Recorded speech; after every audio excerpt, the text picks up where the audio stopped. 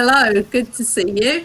Welcome to this issue of Real Lives. This is where we have a little series where we talk to people about their lives and the issues that they're facing. So, welcome to Melanie Hodges. It's great to see you, Melanie. Hi Anne, nice Oh, to see you. yeah, it's lovely to be here with you. Um, we've known each other for quite a while. I think we've seen each other go along through various phases of life. But for those of us who don't know you, can you just introduce yourself and say a little bit about you? I was brought up in Woodford, so I'm a Woodford girl through and through. I left only to go to university and then came back and got married to somebody from Woodford too, and have two now grown up children, one in Bournemouth and one in the Isle of Skye. So we managed to spread almost the length of the UK between us as a family. Yeah, pretty impressive, I have to say. What about yourself? Your hobbies, your interests? What do you like to do? I really love nature, so I've been fortunate that in lockdown we have been allowed to go out once every day, and I've been enjoying our walks daily to the river roading. We in the weekday we go in my husband's lunch hour and do a bit of bird watching down there. It's even though it's adjacent to the M11, it's a really good area for bird watching, and we've seen all sorts of things: herons, kingfishers, egrets, reed warblers. So that's been nice, and as a lot of people have noticed, it's been a real balm during this difficult period. But I also enjoy reading and arts and culture and keeping in touch with friends and the normal things of life. And I also sing in a choir. Wow, have you been singing like virtually, like this on a screen, whilst you've been in We lockdown? have, yes, we have. So you just are singing yourself because it doesn't work to have everybody together, but it's good fun. Yeah. Good. Yeah, brilliant. Yeah, I've often wondered how it works. Um, so, how are you coping with lockdown? You say you're getting out, but how are you finding it in general? Yeah, not too bad. Obviously, there's the concern for people and the concern about the virus, and I am on the extremely vulnerable category because I don't have a spleen, so I have had to be a bit more careful, although I have, as I've said, kept on going for my daily walks, because I have other health issues and mobility is important to keep them uh, bearable. And I haven't been to the shops or anything during the whole period. Um, but because of this other health issue that I referred to, which is fibromyalgia, um, I I have had some experience at being isolated and not being able to do things I'm used to doing and having to take each day at a time. So in a way, I've had a bit of an advantage in coping with it over other people because I've had a bit of experience and also developed some strategies that help me with the day-to-day living. Yeah, so this is kind of normal life for you in a sense.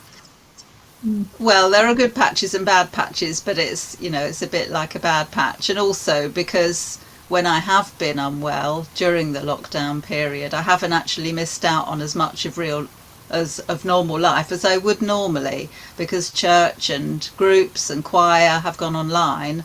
I've been more able to join in with things than I normally would be where I have to go out. So yeah, in a sense, it's been an advantage, but obviously not one that I would want to continue.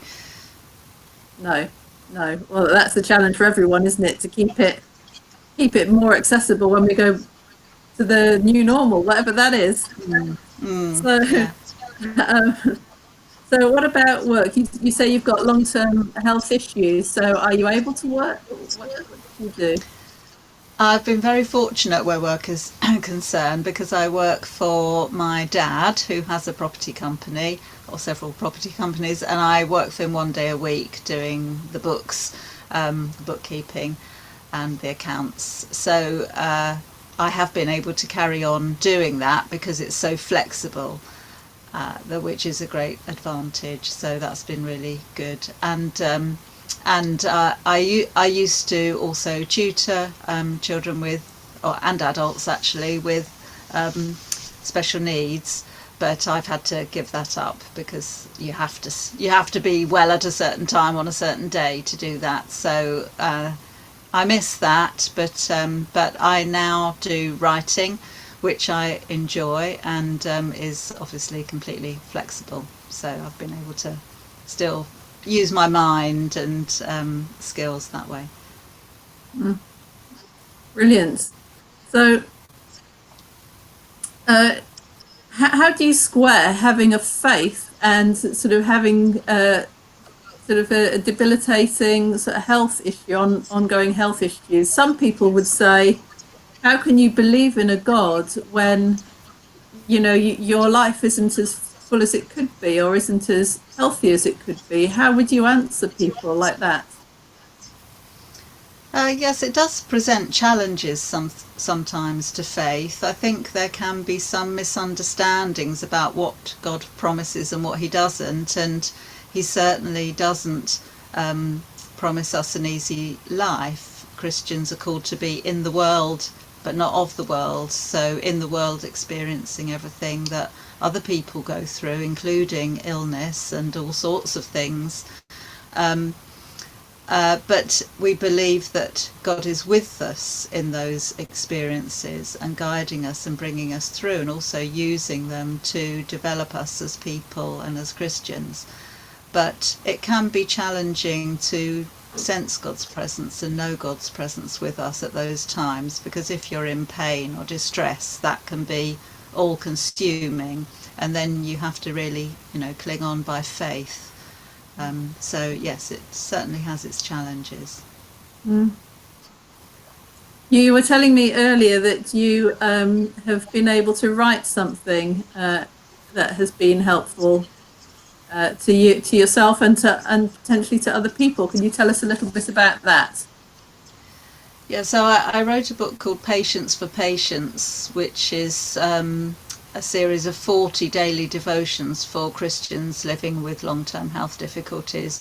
And it was really putting the things that I've learned I have to cling on to into bite-sized daily portions that hopefully benefit other people who may be facing similar issues. That sounds really helpful. Is it something that's still available now? It is. I mean, I have copies, but also it's available on lulu.com and from Amazon. And I'm actually revamping it at the moment to make it more suitable for people who have to shield from COVID-19 for the long haul, because obviously many people with long-term health issues who are on the extremely vulnerable category will probably have to shield until a vaccine becomes available. So I'm trying to make it more apt for the current situation at the moment. That sounds brilliant. So, and again, we'll find out when that comes out, will we? Will that be on Yes. Lulu as well and Amazon? That's a good Well, thing to look out for. I'm looking into trying to get a mainstream publisher, but obviously I don't know how that'll work out. But I'll keep you posted. Excellent, good news. And in lockdown, life is pretty tough. Yeah, we're all looking for things to occupy the children. Do you do any writing for children? I have written for children. I've written a couple of children's novellas called Serena's Song and Serena's Secret, and they're quite a while ago now, but they still sell in dribs and drabs. And actually my mother-in-law told me the other day that she was on the phone to a friend of hers who isn't able to see her grandchildren, and this friend said that she was reading them Serena's Secret over the phone a couple of nights a week at bedtime, which was really nice to find out. Brilliant, brilliant. So you've got lots of things sort of help you through, and your faith has been really important, but being able to apply that to other people's situations as well. So when we come back to normal life, whenever that will be, where would we find you in Salway Church? What would you be doing, and where would you be? Well, obviously I'll be with everybody meeting together on a Sunday morning at 11 o'clock. I'm really looking forward to that. It's great having these live stream service on a Sunday, but I really miss seeing everybody face to face and worshipping together. But apart from that, you would find me at Word for Women on alternate Friday mornings, which is a Bible study group for women that's been going for a long time, and I've been involved since I was in my late 20s. And we used to meet with our children amongst us, sitting on the carpet, our toddlers and babies, but they're all grown up now. And apart from that, in the last couple of years, I've set up and helped lead a group, a support group for Christians living with long-term health difficulties and carers. So some people in the group. I'm so sorry. You hear my clock? Carry on. Some people in the group have health difficulties that affect their daily lives. Other people are carers, and some people are in both categories at once. And we meet every other month on a Saturday afternoon, and then keep in touch in between. And that's something that people could contact us and find out about if they fall into those categories, I guess. Yes, sure. Yes, we're very open to new members. Is it just for people at Salway, or is it for other churches? Or, we're very happy. Yeah, anyone come along who would benefit from the support and giving support to other people in a similar situation. It is a group that is we're looking at supporting each other spiritually as well as in other ways. So, you know, we pray together. So it's, you know, it's an overtly Christian group, but anybody is welcome to come. Brilliant.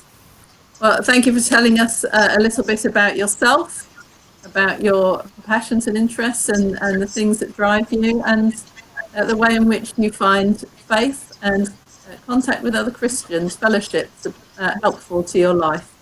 So Melanie, thank you very much. Pleasure.